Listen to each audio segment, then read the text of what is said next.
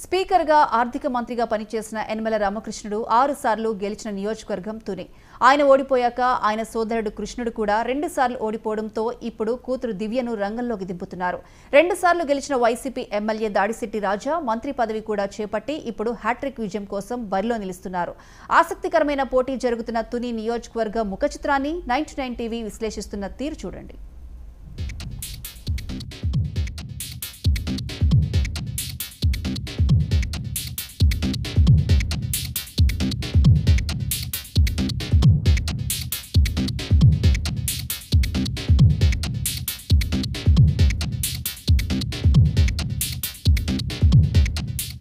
తుని నియోజకవర్గం పేరు వినగానే తాండవ నది, తలుపులములవ్వ ఆలయం గుర్తుకొస్తాయి. ప్రభుత్వ పాఠశాలల్లో ఇంగ్లీష్ మీడియం చదువులకు ఒక నమూనాగా చెప్పుకునే బెండపూడి స్కూలు కూడా ఇక్కడ తొండంగి మండలంలో ఉంది. తుని నియోజకవర్గంలో తునితో పాటు కోటనందూరు, తొండంగి మండలాలున్నాయి. ఇక్కడ మొత్తం 3,10,000కు పైగా ఓటర్లుండగా 1,60,000 మంది దాకా పురుష ఓటర్లున్నారు.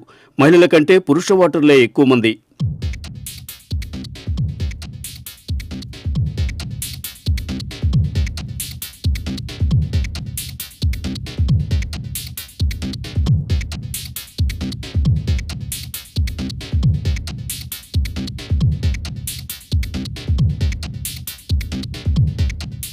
ఈ నియోజకవర్గ రాజకీయ చరిత్రను పరిశీలిస్తే చాలా ఆసక్తికరమైన విషయాలు కనిపిస్తాయి. ఇక్కడ వరుసగా 6 సార్లు క్షత్రియులు గెలిచారు. ఆ తర్వాత 6 సార్లు యాదవ అభ్యర్థి గెలిచారు. మరోసారి కూడా క్షత్రియ అభ్యర్థి గెలవడంతో క్షత్రియులు 7 సార్లు గెలిచినట్టయింది. 2 సార్లు కాపులు గెలిచారు. యనమల రామకృష్ణుడు వరుసగా 6 సార్లు గెలిచాక తొలి 6 సార్లు గెలిచిన క్షత్రియ కుటుంబానికి చెందిన రాజా వాత్సవాయి కృష్ణరాజు బహదూర్ చేతిలో ఓడిపోయారు. పార్టీల పరంగా చూస్తే కాంగ్రెస్ 7 సార్లు, తెలుగుదేశం 6 సార్లు, వైసీపీ 2 సార్లు ఇక్కడ విజయం సాధించాయి. గడిచిన 2 ఎన్నికల్లోనూ విజయం సాధించిన ప్రస్తుత మంత్రి దాడిశెట్టి రాజా ఇప్పుడు హ్యాట్రిక్ కోసం ప్రయత్నిస్తున్నారు.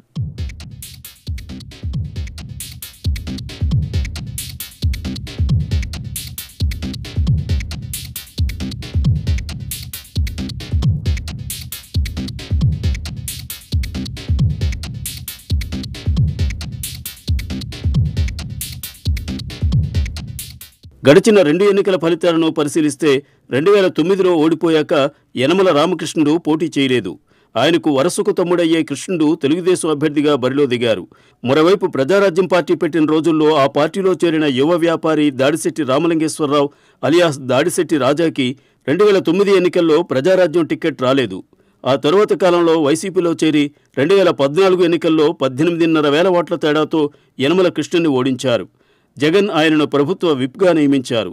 2019 ఎన్నికల్లోనూ మళ్లీ అదే యనమల కృష్ణుని దాడిశెట్టి రాజా 24,000 ఓట్ల తేడాతో ఓడించారు. జనసేన అభ్యర్థికి డిపాజిట్ కూడా దక్కలేదు. ఈసారి రాజాను మంత్రి పదవి కూడా వరించింది.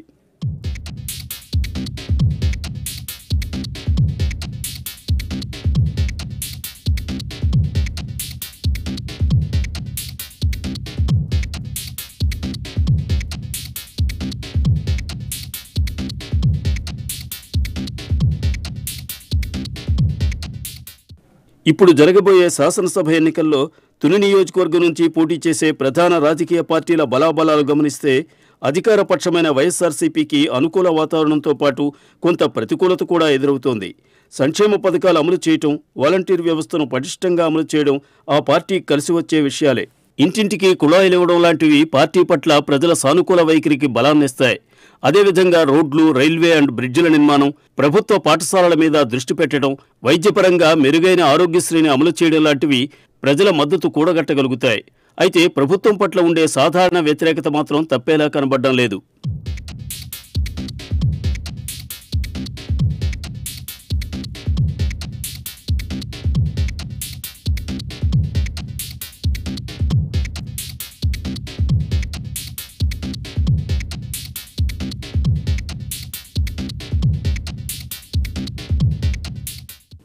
తెలుగుదేశం విషయానికి వస్తే ఈసారి అభ్యర్థిని మార్చి యనమల రామకృష్ణుడి కూతురు దివ్యకు టికెట్ ఇవ్వాలని నిర్ణయించింది. ఆ విధంగా అభ్యర్థి మార్పు వలన పార్టీ కొంత పుంజుకునే అవకాశం ఉంది. యనమల వారసురాలిగా ఆయనకున్న ఆదరణ వాడుకుంటూ ఇప్పటికే నియోజకవర్గంలో ఆమె ప్రచారం ఉధృతం చేశారు. అయితే పార్టీలో చీకటి రాజకీయాలు ఆమెకి ఇబ్బంది కలిగించే ప్రమాదముందని పార్టీ వర్గాలు హెచ్చరిస్తున్నాయి. ఇక్కడ జనసేన ఓటింగ్ చాలా తక్కువగా ఉండటం, కాపులు ప్రధానంగా దాడిశెట్టి వెంట ఉండటం కూడా తెలుగుదేశం పార్టీకి కొంత మైనస్ కావచ్చు. ఇంకా ముఖ్యంగా యనమల కృష్ణుడు, యనమల రాజేష్ వర్గాల మధ్య పోరు కారణంగా దివ్య విజయావకాశాలు దెబ్బతినే అవకాశాలున్నాయి. ఇక జనసేన విషయానికి వస్తే 2019లో డిపాజిట్ కూడా దక్కపోవడంతో పార్టీ నైతికంగా దెబ్బతింది. ఇన్ఛార్జి కూడా లేక కార్యకర్తలు తగ్గిపోయారు.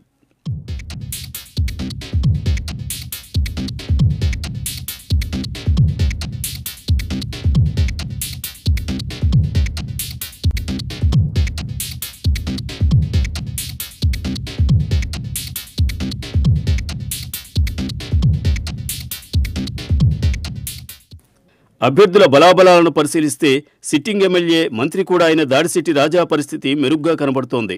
ధనబలం, జనబలం ఉన్న నాయకునిగా ఆయనకు పేరుంది. ఇప్పటికే 10 ఏళ్లు అధికారంలో ఉండటం వల్ల రాజకీయ అనుభవం కూడా సంపాదించారు. అయితే ఆయన మీద, ఆయన అనుచరగణం మీద అవినీతి ఆరోపణలున్నాయి. అధికార పక్షం మీద ఉండే సహజమైన వ్యతిరేకత కూడా అందుకు తోడైంది. అదే సమయంలో ఈ నియోజకవర్గంలో గణనీయమైన సంఖ్యలో ఉన్న కాపుల అండ ఆయనకుంది. ఇక టీడీపీ అభ్యర్థి యనమల దివ్య విషయానికి వస్తే యనమల కూతురిగా, విద్యావంతురాలిగా ఆమె పట్ల ప్రజల్లో సదభిప్రాయం ఉంది. తండ్రి రాజకీయ వారసత్వం, బాబాయి కృష్ణుడి పరిచయాలు బాగానే పనికొస్తాయి. కానీ కృష్ణుడు మనఃపూర్వకంగా పనిచేస్తారా అన్నదే అసలు సమస్యని పార్టీ వర్గాలే పెదవి విరుస్తున్నాయి. తెలుగుదేశం, జనసేన పొత్తు వల్ల ఎంత మేలనేది కూడా ప్రశ్నార్థకమే. ఎందుకంటే జనసేనకు తునిలో నాయకత్వ లోపం ఉంది. కార్యకర్తలు కూడా అంతంత మాత్రంగానే ఉన్నారు. ఈ నేపథ్యంలో చూస్తే పొత్తుల వలన తెలుగుదేశానికి వనగూరే ప్రత్యేక ప్రయోజనమేమీ కనబడడం లేదు.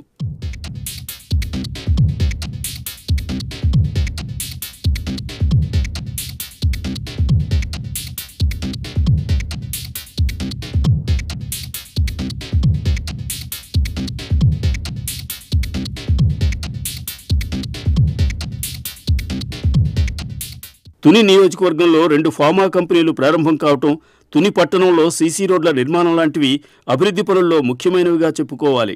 అదేవిధంగా తలుపులమ్మ లోవాలయాన్ని ఆధునిక వసతులతో అభివృద్ధి చేసిన ఘనత కూడా ప్రస్తుత ప్రభుత్వ ఖాతాలోనే పడుతుంది. ఇక సమస్యల విషయానికొస్తే వర్షాకాలంలో తాండవ నది నీరు తుని పట్టణంలోకి రాకుండా గోడ కట్టాలన్న డిమాండ్ నెరవేరనే లేదు. పంపా రిజర్వాయర్ ఆధునీకరణ పనులు చేపట్టలేదు. కోటనందూరు, తుని మండలాల కోసం తాండవ నుంచి కాలువలు పొడిగించకపోవడం వలన రైతులు ఇబ్బంది పడుతున్నారు.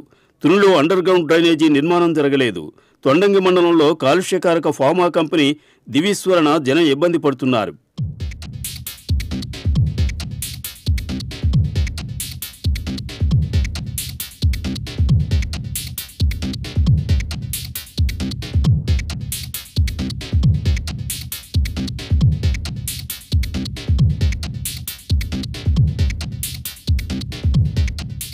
తుని సామాజిక ముఖ చిత్రాన్ని పరిశీలిస్తే కాపులు 22%, ఎస్సీలు 18%, కొప్పుల వెలమ 16%, యాదవులు 16%, ఇతర కులాల వారు 28% ఉన్నారు. ఎన్నికలను ప్రభావితం చేయడంలో సామాజిక వర్గాల పాత్ర ఇక్కడ చెప్పుకోదగినంతగా ఉంటుంది.